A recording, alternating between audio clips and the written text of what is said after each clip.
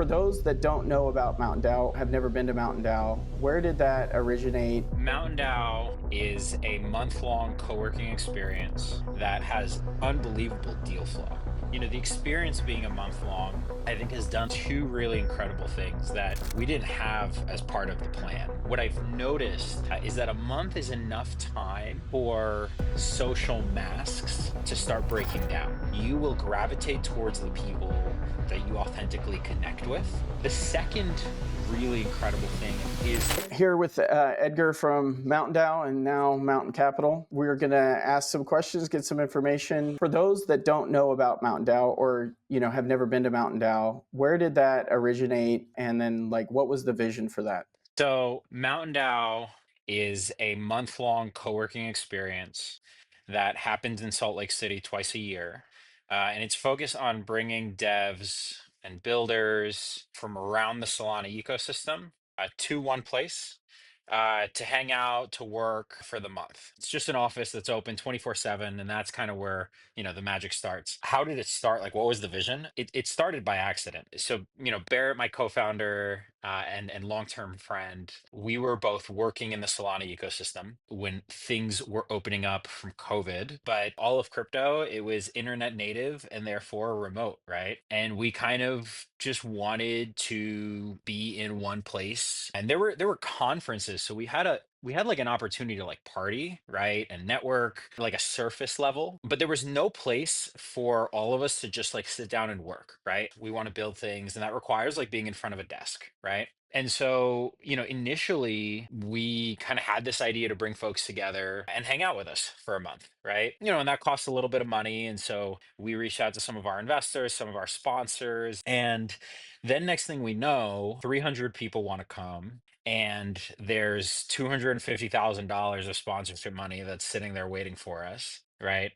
Um, and that was 4 years ago, right? So yeah, that's a little bit about how it started and kind of, I guess, evolved since its beginning. I think for me, for mtnDAO is like truly a build your own experience Yep. because you get that one-on-one time to build those relationships, not like the 3-day conferences. And, I think that that's incredibly unique too, that you just build off that simplicity, which is like, you can do whatever you want here. Yeah, totally. And I think, the experience being a month long, I think has done like two really incredible things that we didn't have as part of the plan. What I've noticed is that a month is enough time for social masks to start breaking down. You will gravitate towards the people that you authentically connect with, and you will gravitate away from the people that you don't authentically connect with. The second really incredible thing is a really powerful and really special amount of time for investors to do their diligence on founders and teams that they're thinking about investing in. You're going to see some of their good days, some of their bad days. You're just going to get the full experience. And that has been just like so incredibly powerful. And I think it's what creates that gravity, why people say, look, you just got to go, right? Yeah,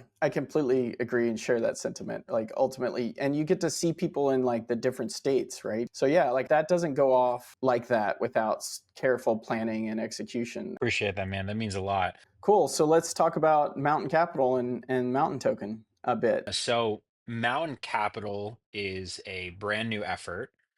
Um, it's envisioned as a DAO that's structured as a tokenized investment fund and driven by Futarchy governance, makes investments in promising startups in the Solana ecosystem and really whatever else it decides to invest in, right? Okay, let's back up. Like, how did we get here, right? mtnDAO has unbelievable deal flow, and it's because you hang out with people for a month, right? You really start to see like who you're excited about investing in, who's promising. So we said, Mhm. okay, we have an opportunity to we have great deal flow from mtnDAO. There's an opportunity to capitalize on it. How do we want to do that? Right. And as luck would have it, as we're talking about, like, okay, how do we capitalize on deal flow? How do we do it in a decentralized way that honors the community, that supercharges the community? MetaDAO came into the picture, right? um, coincidental timing, right? But MetaDAO, for for those that might be watching this that aren't familiar, obviously a Futarchy platform. And I've said this a lot, but I think the most interesting thing about Futarchy governance is that it's proven to be the most engaging form of governance that crypto has ever seen. And engagement has been the number one problem in governance systems throughout all of crypto. And if you bring all these things together, you go, there's a decentralized investment fund opportunity, and we should run it through Futarchy, right? Mm. Um, and so we said, yeah, like, this sounds great, right?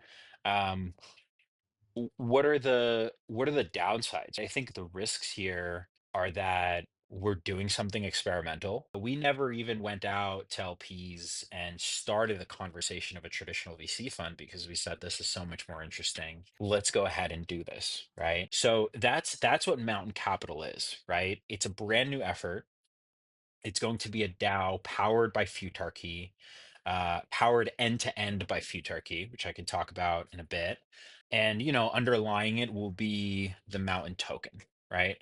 That will launch through a token sale on MetaDAO's new launchpad, and Mountain Capital will be the first Futurity DAO to launch through MetaDAO's launchpad. Mountain DAO, in terms of its events, will continue twice a year. We'll continue to have sponsorship conversations. Mountain Capital can be integrated with Mountain DAO if the Mountain Capital DAO is interested in it. They could, be totally independent. It's really up to the Mountain Capital DAO, how they want that relationship to go. And I'm excited to kind of, set up this blank space, right? We have influence in the community, but ultimately everything always goes to the market. So it doesn't matter whether it sounds good to me or not. And there have been proposals that are like absolutely absurd, but I've committed to make sure that the DAO supplies capital to launch these proposals.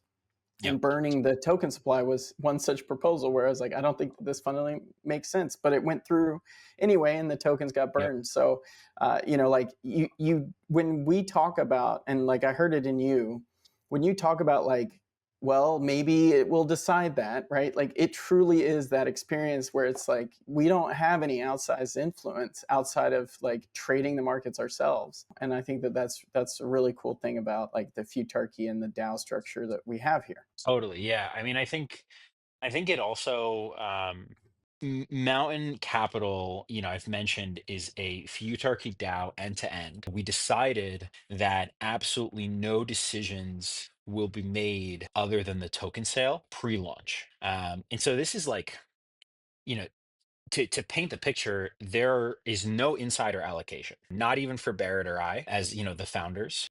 Um, the DAO can decide to compensate us.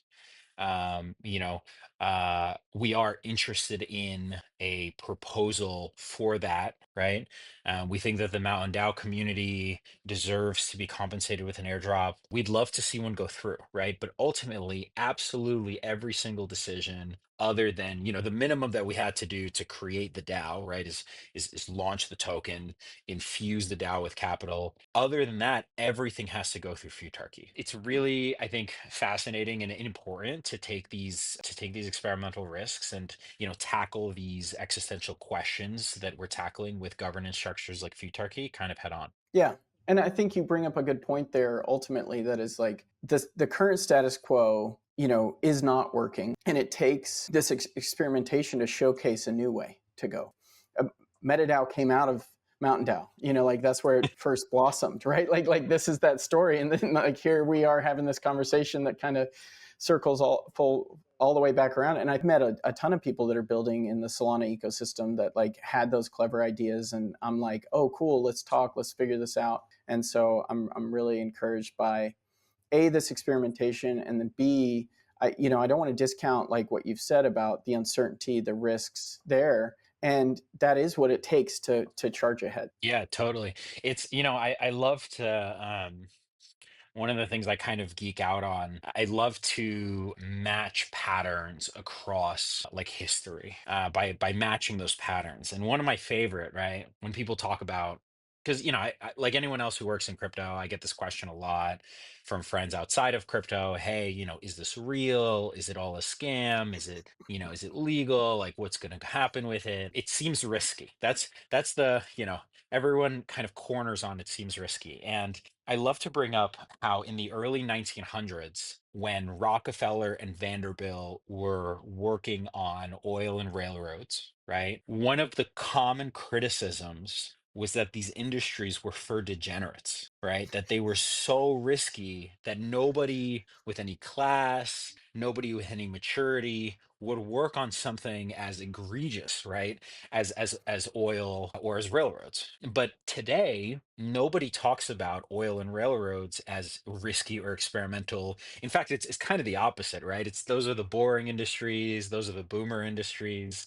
Um, and so, it's really all framing. I was just born at a different point in history, and for me, the oil, the railroads, they look different, right? But the patterns are the same. I think going back to something that's innately human with a lot of this stuff is that you get in every industry everything, and the good comes with the bad. And like you said, you have to remain optimistic to stay in this industry because there is a lot of that gets surfaced and you get affiliated with that. Yeah, it's hard to, even when it's happening to you, it's hard to internalize, right? One, one of my stories, one of my favorite stories is I've had users call me on Telegram when they have questions or when they have concerns. And, to put that in perspective, right? If you have, 500,000 users and they'll call you 24/7, they might not even speak the same language you speak, right? And you're not offering to talk to people on the phone. That's not not an option, right? And you're just having these things happen to you, and you're going, wow, like this is intense, this is a lot, right? But I mean, at the same time, and I think this is part of what makes us at Mountain DAO so excited about MetaDAO, and the Futarchy work you guys are doing. Crypto has a lot of technology to it for sure, right? But ultimately, I think crypto is a political industry. It's a Mm, governance industry. It's a social coordination industry.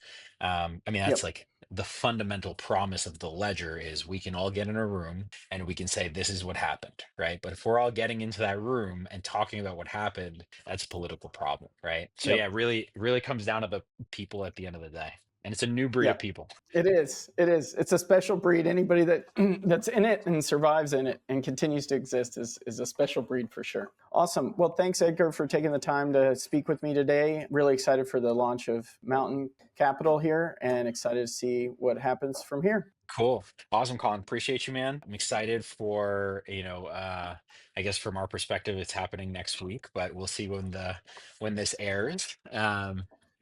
Stoked to keep the conversation going on Telegram, on Twitter. The whole internet knows where to reach us. So yeah, looking forward to it. Awesome. Thanks, Edgar. Talk to you.